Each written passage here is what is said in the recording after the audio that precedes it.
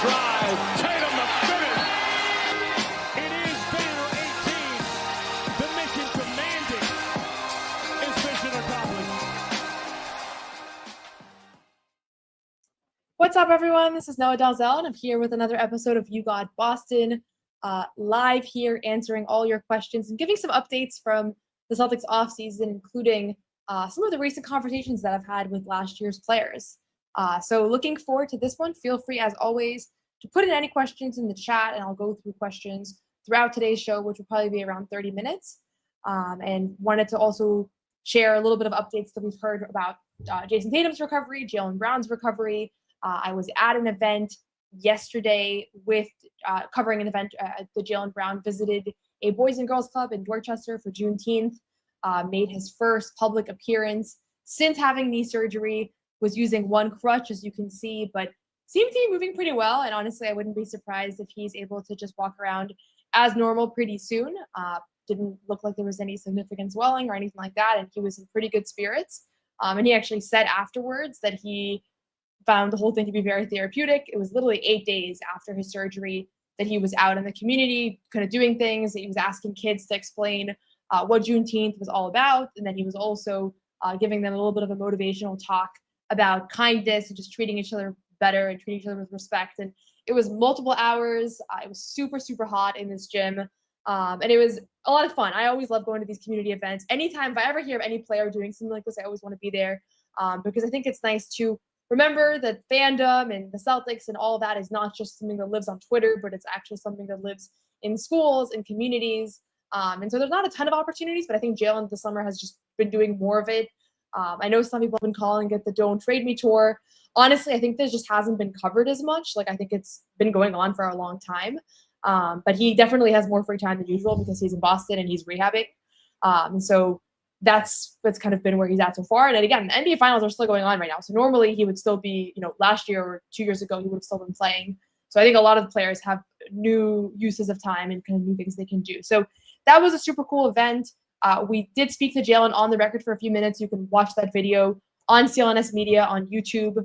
And he was just basically talking about how much he loves just being out there, being with the kids, and how it just makes him feel a lot better to leave his house when he's recovering. And, he had the surgery literally, as I said, last week to repair that partially torn meniscus. And he was going back and forth for a while about whether or not he was going to have that procedure and if he was going to have it or if it was worthwhile or not. And obviously decided to do it after this knee injury was bothering him since mid-February. So that was pretty cool. And again, you can watch that full interview.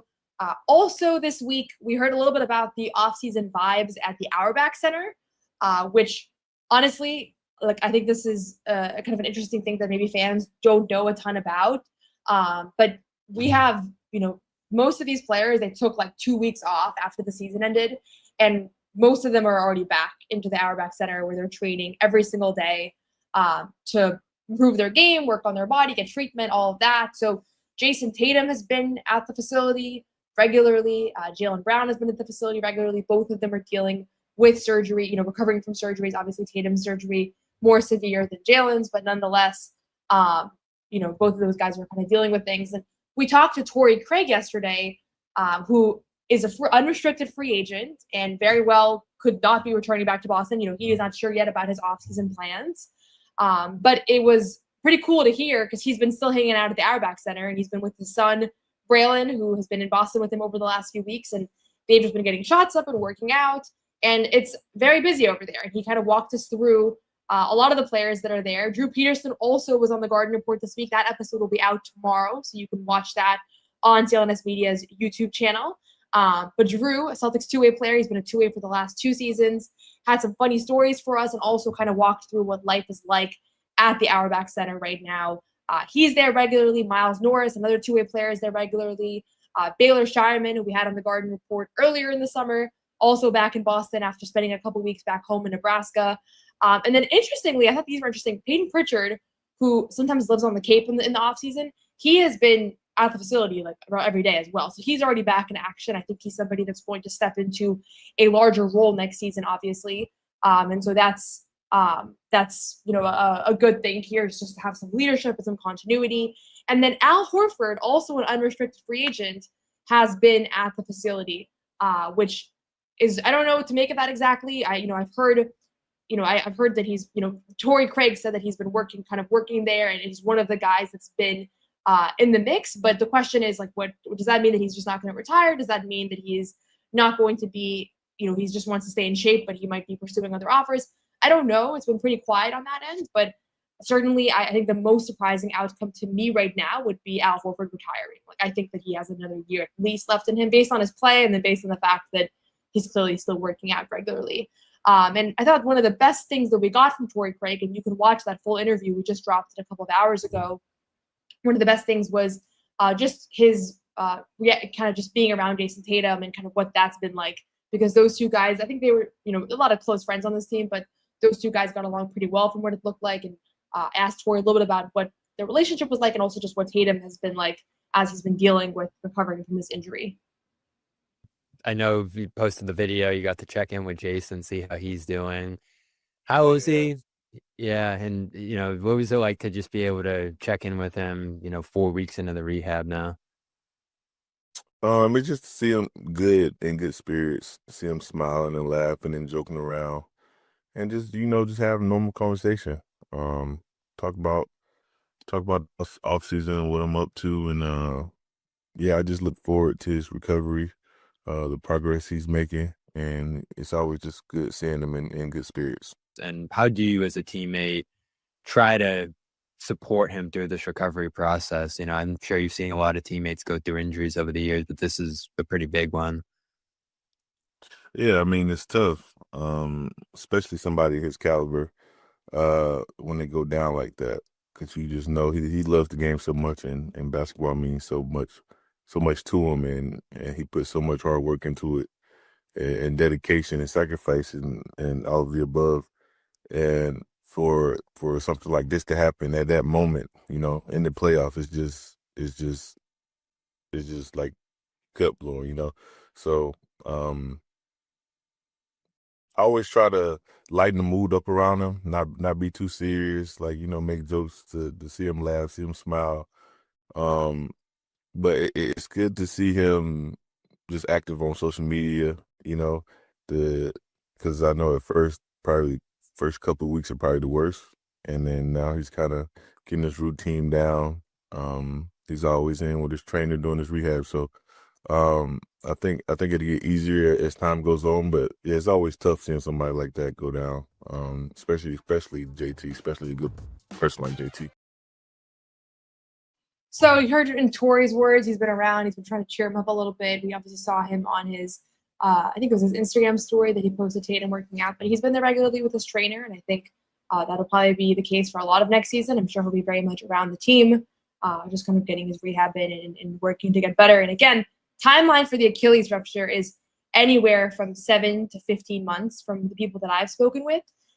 So it's possible that he returns next season. It's also very possible that he returns into the fall of the following year. And I think it's too early. It hasn't even been 6 weeks to know exactly where on the spectrum he's going to fall. I do think that from everything we know about him, the work ethic is great, and that's kind of what's needed on your side. Obviously, he has the best surgeons, treatment, all that around him. And then there's also the detail around the fact that he got the surgery so soon after the injury. So that's a little bit of just a roundup of kind of what we've been hearing from players around the offseason. I know everybody's right now thinking about trade rumors and the bigger picture things that could happen in the coming days.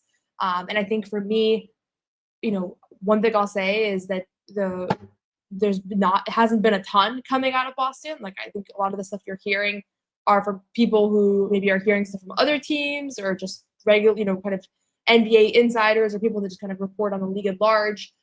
Things that I think have been pretty widely reported that are most likely true, like as we're trying to sift through like what's true and what's not, is that it would take a lot to get one of the Celtics like top players. I think Jaylen Brown and Derek White are both very, very valued by the organization, and it would take a tremendous amount for a trade for either of those two guys. And then obviously the Celtics are around $23 million above the second apron, and I think it's fair to expect them to get below that, just considering the circumstances around Tatum's injury, and also just the penalties, the basketball penalties that come with spending so much. So I do think that the Kevin Durant trade will be one of the first dominoes to fall in this offseason. And then after that, there will be a ripple effect of other moves. Because when you think about Kevin Durant, like one team that's actively pursuing a star is going to give up a lot of assets for him.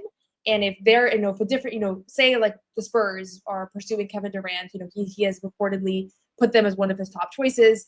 If Durant ends up going to Miami, which is another team that he's been linked with through various reporting, now is San Antonio going to shift to Derek White or Jaylen Brown or Giannis or whoever else? So I think that before there's any Celtics-related moves, we'll probably see the Kevin Durant move in the coming days here. This is I'm not reporting on the Kevin Durant move. I haven't been talking to people about it, but if I had to just from understanding the NBA landscape, I would expect it to happen before the draft. Most likely when the draft begins on Wednesday, first round on Wednesday, second round on Thursday. And the Celtics have a pick in both rounds as it currently stands, the number 28 and number 32 pick. So I don't think there have been many specific rumors around the Celtics. I know Chris Mannix mentioned the Spurs as a team to keep an eye on as it relates to Jaylen Brown. I know Drew Holiday's been linked to the Sacramento Kings, I believe, and the Dallas Mavericks, among others. I think Jake Fisher had kind of both of those reports. But from my understanding right now is I think whatever move happens, we might be totally blindsided and not have any really heads up. This team likes to keep things really in-house. And so when news comes out, it's usually because they've already informed the agent lets Shams know or whoever else, and then that's reported. So we're probably not going to hear many specific details before moves actually happen. But I think it's fair to assume that at least one or two guys from the current 6-7 man rotation will be traded. And then obviously Luke Kornet, Al Horford, both unrestricted free agents. Also free agents are Torrey Craig and Drew Peterson, who I mentioned we had on the show over the last few days. And both of those guys expressed a strong desire to stay in Boston. If things work out, Torrey said, who wouldn't want to stay in Boston? Really kind of praised the culture, praised the environment, the organization from top to bottom. And so I think you're going to see some of those end of bench players. This is a good place to be, right? You hear guys talk about their experiences at different organizations. It's not always a great fit. And I think people like playing here, even though their opportunities were more limited. So we'll kind of see all of that. And just a quick message from our friends over at Prize Picks, and then I'll go through some of the questions in the chat here. Prize Picks is the best place to turn your sports knowledge into cash. With millions of members, Prize Picks has made daily fantasy sports accessible to all. You just pick more or less on at least 2 players for a shot to win up to 2,000 times your cash. Run your game all season long on Prize Picks. Prize Picks is the best way to get action on sports in more than 30 states, including California, Texas, and Georgia. Prize Picks is the best place to win cash while watching sports. Join millions of users and sign up today. On Prize Picks, you can mix and match player projections from different sports, combine your favorite basketball players with players from baseball, hockey, esports, and much more. Prize Picks invented the flex play, which means you can still cash out if your lineup isn't perfect. You can double your money even if one of your picks doesn't hit. Sign up today and get $50 instantly when you play your first $5 lineup. You don't even need to win to receive the $50 bonus. It's guaranteed. Prize Picks is the best way to win real money this basketball season. Which players are going off, which ones aren't. Make your picks in less than 60 seconds and turn your sports takes into real money all season long on Prize Picks. Download the app today and use code CLNS to get $50 instantly after you play your first $5 lineup. That is code CLNS to get $50 instantly after you play your first $5 lineup. Prize Picks, run your game. And then also free SGA squares so long as he just needs more than 0.5 points in Game 7, which is coming up on Sunday, which I'm super excited for. Really thrilled that we have our first Game 7 since 2016. I'm really looking forward to that one. So those are just a little bit of the updates and kind of what we've been hearing about players around the league. I think, free agency begins July 6th. We'll see if Luke Kornet is able to be kind of retained by Boston, if Al Horford decides to resign or if he's going elsewhere. But I'm going to go through all these questions, but Adam Smith asks, when will these trades most likely happen? Doesn't this year's draft picks affect the timing? I think most of the trades will happen before the trade deadline, or at least the big trades, because if you're trading Derek or Jaylen or one of those guys, you're probably getting back draft capital for this season. And so, for example, the Spurs have the number 2 pick or whoever else. So most likely, right? It doesn't mean that you can't have trades after the fact, because you could trade rookies, you could trade next year's draft capital and all of that. but I think that's usually how things line up. So I do expect, right now it's Friday. I expect that by this time next week, there will be a lot of big offseason moves as it relates to just teams across the league in general. So I'm looking forward to it. I honestly don't love the trade stuff because I don't like how much misinformation is out there. I'd much rather talk about the basketball and the players themselves than like go into the trade machine. I know some people love that stuff, but I'm looking forward to it just so we can kind of get a better sense of what the roster is going to look like. Shams Charania on ESPN reported the other day that the Celtics are looking next year as more of a retooling year. So I think I saw this question earlier, people that are wondering, like, is this team are they potentially going to tank? Like, they're not going to tank next season. They're not going to have a bad team. Romo here asks, what do you think the organization values more going into next season? A top 5 draft pick or a 50-win season to maintain culture? I think it's probably neither. I don't think they're going to go for a top 5 draft pick because if they were doing that, then they'd be trading like all their key players just for assets for the future, just kind of doing full rebuild mode. I don't think that's where they're at because, we'll see, but I haven't seen any reporting to indicate that. And then I also don't think they're prioritizing winning next season. So it's keeping the players they see as part of their future, and then also retooling a little bit and getting maybe some potentially younger guys that can play alongside Tatum when he returns. So that's my understanding of how things are going to go. So you might win 50 games or more with that retooled roster. But I don't think either of those is going to be like the guiding principles for this team. So looking through here, have the C's interviewed any number 2 potential players? Not to my knowledge. It's possible, but it hasn't been reported. I think Dylan Harper is pretty much the shoe-in for the number 2 pick. I haven't heard anything about him being at the facility or anything, but we don't know every single player that goes in there. Hoops Hype keeps a list of which players have worked out with the Celtics, but it's all based on like what's been reported. Torrey Craig mentioned the other day that when he was with the Sun at the facility for off-season workouts, there were some draftees that were or potential draftees that were running lines, and Braylon kind of jumped in, and like I don't know who those players were, but like there's been players in and out of the facility all the time. Last year, like right after the finals, they started having players working out, or right during the finals as well. So it's just a kind of ongoing thing. And question here from Celtics champs once again: if Pritchard steps into the starting role, do you think JD Davison can truly step into 15 minutes a night? It's an interesting question. I do think it's pretty likely. I would expect Pritchard to be a starting guard next year for the Celtics. Like I would guess it's most likely that Derek or Drew is gone in the offseason, and more likely that Drew than Derek is gone.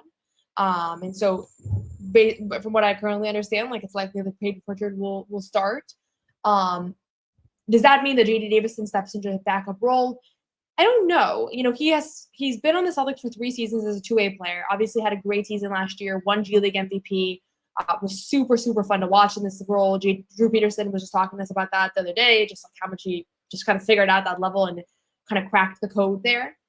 Does that mean can he play that role on a team? Absolutely. I think that he has shown that he can be an NBA player, or at least that he deserves that chance.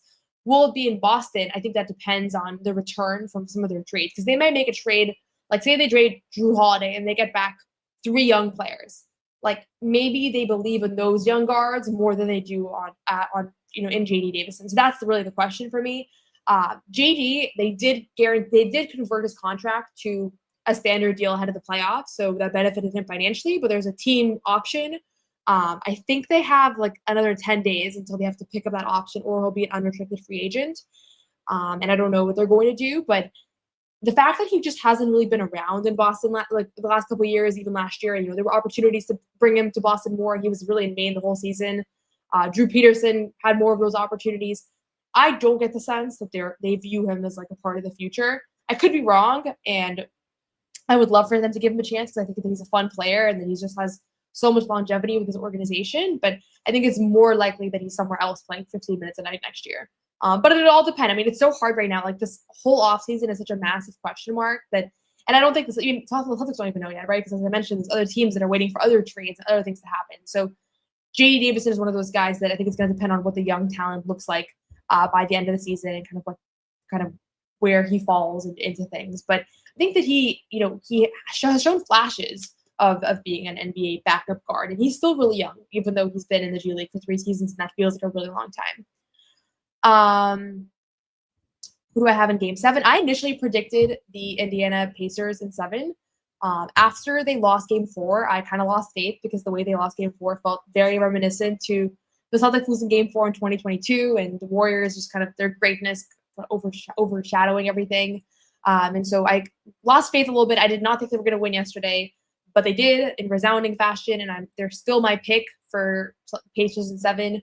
I really hope they can get it done. I can't remember the last time I've enjoyed watching a team that I had no connection with, not a local team or anything like that. I don't know any of the players. Just love watching them play. I think most of the country is probably rooting for them, I would imagine. And it's just one of those cool underdog stories where, yes, this run will always matter. If, even if they lose, people will still remember all of Halliburton's game winners and the upsets and everything. But the teams that just make the finals and don't win, like they do kind of get forgotten, relatively speaking, to the champions. Like, you can't compare it. So a lot is on the line. I also think the Thunder are going to be good for a really long time. They have a great young core. They have insane assets coming up. Like, Nikola Topic is going to be back next year. He was like a lottery pick almost. So they have a lot to be excited about. I think the Pacers, I don't know, it's going to be a little bit hard to replicate what they did this year.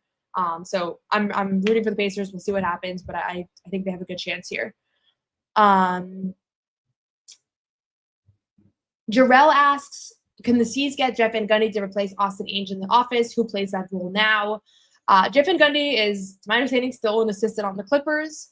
I don't think that he's going to leave there. I haven't heard anything about him being interested in a front office role. They are down somebody right now, so like they don't have Austin Ainge. He has been critical. I think that he was honestly a little bit underappreciated by Celtics fans a little bit over the past few years, or at least like unknown. Like, he kind of flew under the radar. Everybody knows about Mike Zarin. Mike Zarin has been with the organization for a long time, but so is Austin Ainge. And I think it probably didn't benefit to him that he is Danny Ainge's son, and a lot of times you just kind of get viewed as like the son of, somebody that's more high profile. But they're definitely going to replace somebody. I would imagine it's probably going to be later in the summer, because right now I would imagine it would be hard to integrate somebody into the front office. They have a very small front office as far as like the people that are actually in the decision-making room. It's fewer people than in most organizations. So we'll see, who they replace. I know Austin Ainge played college basketball. He has like the basketball mind, comes from that background. I think he was a starter on a March Madness team. So we'll see if they bring somebody that has kind of that basketball background as well.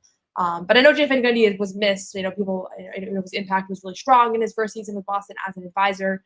And from what I understand, he had a great impact on the Clippers and their defensive schemes and everything this past year.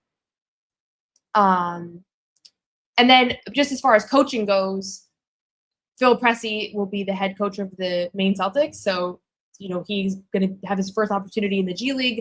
I think it's pretty cool because Phil Pressey was on the Maine Celtics. I think it was the Red Claws back then as a player, was on the Boston Celtics, has been a player development coach. And now he gets this opportunity. And in the later half of the season, the last couple of weeks of the season, Phil Pressey was sitting in on Joe Mazzulla press conferences. And I was kind of thinking to myself, like, why is he doing that? Like, is there a point? Is there, like, what is he just trying to learn? And I'm thinking now it was probably because he is going to have to do a lot of media availabilities next year as the head coach. Or not a lot, but whenever we go up there's a few of us that cover the Maine Celtics games, then he'll have to do pregame, postgame press conferences. So he got a little bit of a taste in what those were like, shadowing Joe Mazzulla. But so he'll be there, and then Tyler Lashbrook should be back in Boston. And then outside of that is at least what it appears. And I don't think there will be substantial coaching changes otherwise, from what I've heard. So maybe they will add somebody, but as I currently understand it, there's last summer they lost a lot of key guys from the coaching staff because Charles Lee went to Charlotte, and he took with him a couple of assistants as well. This year there isn't any substantial turnover like that, so a little bit more continuity on that end, which is probably helpful. From what I understand, Sam Cassell is staying. Someone here asks, I thought he was heading to college. I think there were some rumors around that, but I don't think any of that played out. I think there was I forget what the program was, but there was a program that he was potentially rumored, and I think Steve Pett or somebody reported it, but he did not end up getting or taking that job. Question here: if Al Horford is done as a Celtic, do you think his jersey winds up in the rafters?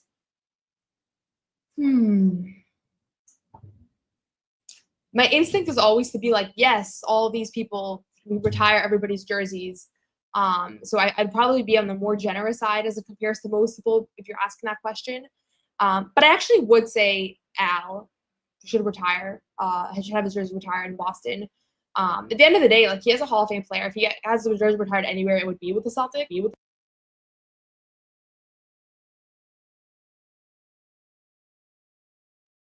There's audio here.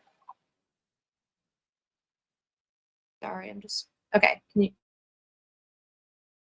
With the Celtics in 2016, like that was such a critical free agency move, and then coming back, winning a championship, mentoring Tatum and Brown, and kind of just being the veteran voice through that ring. Like I think from this generation, from this era of Celtics players, Jaylen, Tatum, and Al, all three of those jerseys will be retired regardless of what happens moving forward. But Al, obviously, less of a sure thing. I'm curious if you guys can say in the chat what you guys think. I know they can't retire every single number, so I understand that there's some limitations there. But yeah, so we'll see. I'm really curious to see what he does moving forward if he comes back to Boston. I think that he would be so worthwhile to keep with the Celtics, even though next year is not a win now season, and he is kind of a win now player because of his age.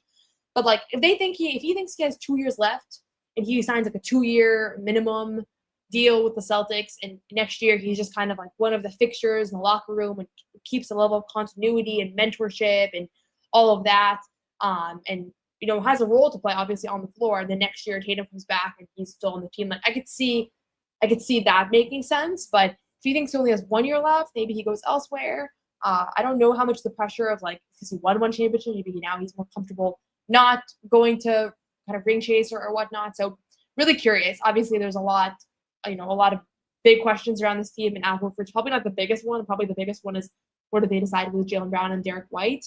But Al Horford is one that I'm personally very curious about because he's just been such a big part of this group of Celtics players. Jayson Tatum has said it many times. He's his favorite teammate, all of that. So we'll see kind of how that plays out. But again, I'm really excited that we're nearing the beginning of like actually seeing how things shake up here. And the first couple moves will dictate what we have a better understanding of for the rest of the summer. So I'll just say there's a lot of great content right now on CLNS Media. We had the Torrey Craig interview that came out a couple of hours ago. Check that interview out. Honestly, it was such a fun interview. We talked to him for like 30 minutes. We had Baylor Schreiman on a couple of weeks ago, but Torrey came out today, and then Drew Peterson will be out tomorrow. So if you want to hear from like actual Celtics players right now and you don't want to just be like drowning in rumors, this is where you want to go, CLNS Media. You're not going to find all this stuff anywhere else. Jaylen Brown, as you can see here, spoke with us yesterday as well in an exclusive interview about how he's doing after surgery and kind of being a part of the community. And then please subscribe, like this video, share it with your friends. If you're looking for off-season content, everything, this is the place to be, CLNS Media. We're doing weekly Garden Report shows still, so we did one on Monday after Game 5. So even though there are no more Celtics games, we're still doing some live reaction shows wherever we're able to. So subscribe, like. You can find my podcast and You Got Boston podcast.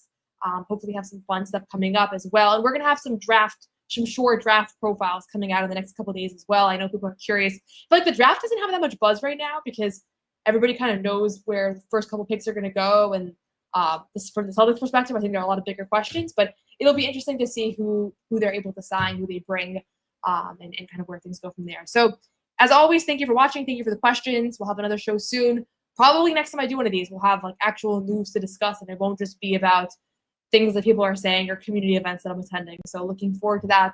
But in the meantime, enjoy the rest of your weekend and enjoy Game 7.